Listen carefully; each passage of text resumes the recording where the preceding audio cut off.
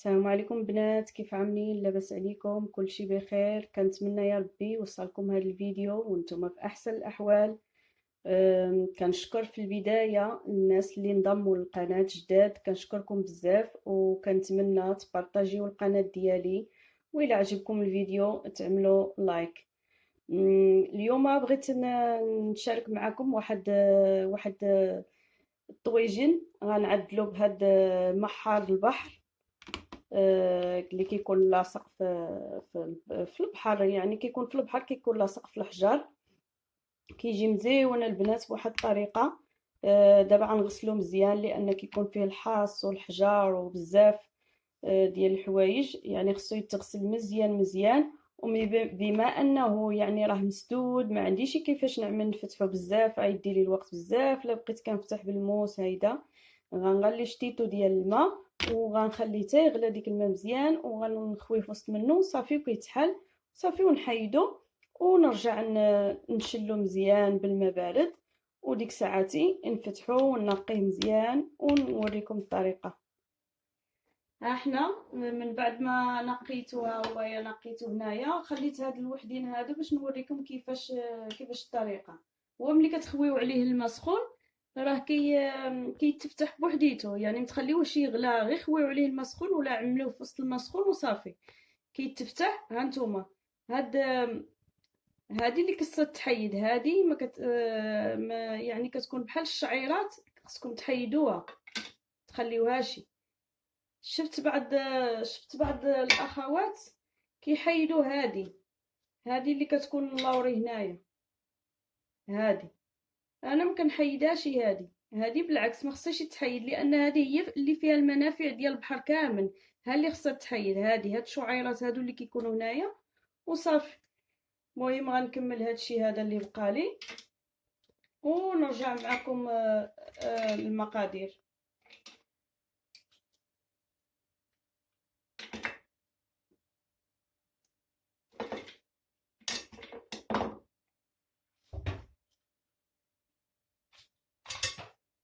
وبالنسبه للمقادير هنايا هانتوما عندنا الحامض والزيتون. الزيتون تقدروا تستعملوا الزيتون الاحمر، انا ما عنديش الزيتون الاحمر، استعملت هذا، ولكن هو بصراحه الزيتون الاحمر كيجي مع احسن. وعندنا هنايا شويه الثومه محكوكه، وشويه ديال القزبر والمعدنوس، وشويه ديال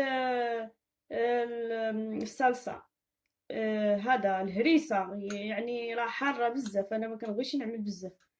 وهذه التحميره، وهذا الكيمون، وغنعملو بالزيت العود، ما نعملش زيت البيضه مره، نعمل غير زيت العود. وهذا واحد 3 ديال المطيشات محكوكين. وباش تخطروا لاصوص ديالكم تقدروا تعملوا لاصوص طوماط، ولا مطيشه بالحك عايشه، ولا اللي بغيتو. والملحه كتبقى على حسب الذوق. ودابا غنبداو غنشعلوا على الطاجين ديالنا، هو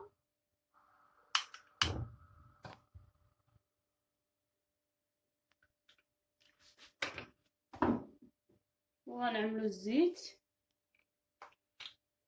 الزيت انا كيعجبني نعملو بالزيت ديال العود، لان بالزيت العود كيجي مزيون الصراحه. كاين اللي كيخلط زيت العود وزيت بيضان، انا نعملو غير بزيت ديال العود.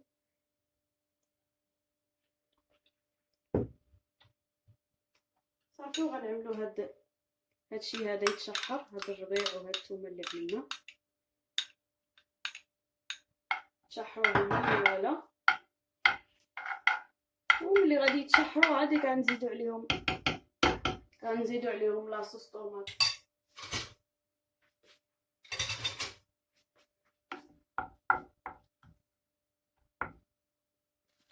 هانتوما من بعد ما تشحرت شويش هاد الربيع والثومه، غنعملو عليهم لاصوص ديال المطيشه،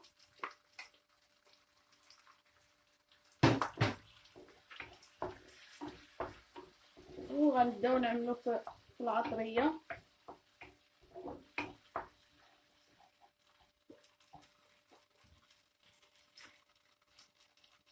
هذه التحميره، نعمل نص غرفه ديال التحميره صغيره. وهذا الكيمون فهي نص غرفه ديال الكيمون، غرفه صغيره. والملحة عاوتاني، الملحة راه كتبقى على حسب الذوق، متعملوش الملحة بزاف، لان اصلا الفواكه ديال البحر راه كتكون اصلا فيها الملوحيه ديال البحر، يعني ما صالحاش الملحه بزاف.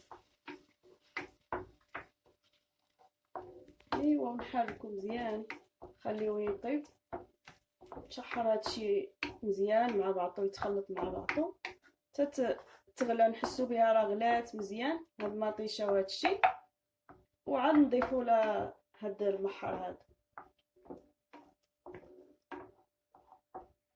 بالنسبه للمحار راه هو الصراحه المنافع ديالو مزيانه، يعني منفع بزاف في الصحه ديال الانسان ياكلو مره راه مزيان، غير هو كيكون فيه الحص بزاف، خصو يتنقى مزيان ويتغسل مزيان و يعني كيكون فيه بزاف ديال الحص، الا ما غسلتيشي مزيان كيقدر يبقى فيه ديك الحص لداخل.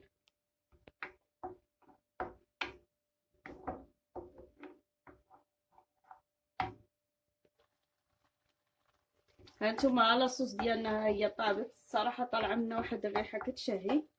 دابا غنضيفو عليها المحار ديالنا، حاولوا ما تحركوهش بزاف لان كيتفرتت، لان هو تقريبا طايب، هو كيطيب دغيا، ماشي زعما كيتعطل كيدير الوقت في الطياب، كيطيب دغيا صافي. غنعمل عليه هاد شويه ديال الزيتون من الفوق،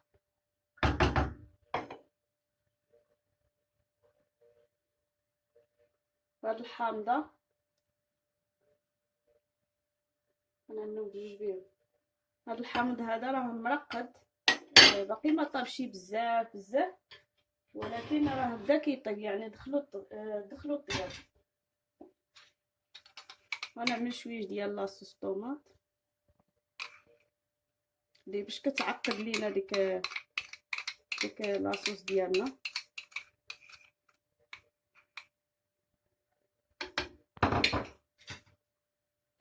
صافي ونخليوه يطيب واحد قسماين 10 دقائق، غلا واحد شويش 10 دقائق، ربع ساعه كيدخل فيه ديك لاصوص تدخل فيه وديكشي صافي، كيكون راه طاب. ها نتوما الطويجين ديالنا ها هو طاب، ها نتوما كيف كتشوفوا كيجي عاقد ومزيون.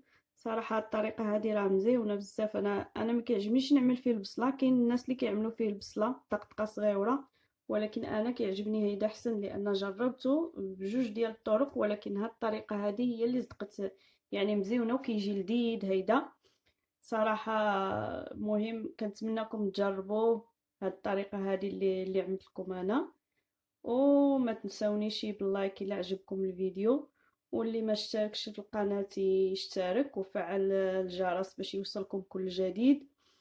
وشكرا لكم بزاف على الدعم ديالكم، والى فيديو قادم ان شاء الله يا ربي.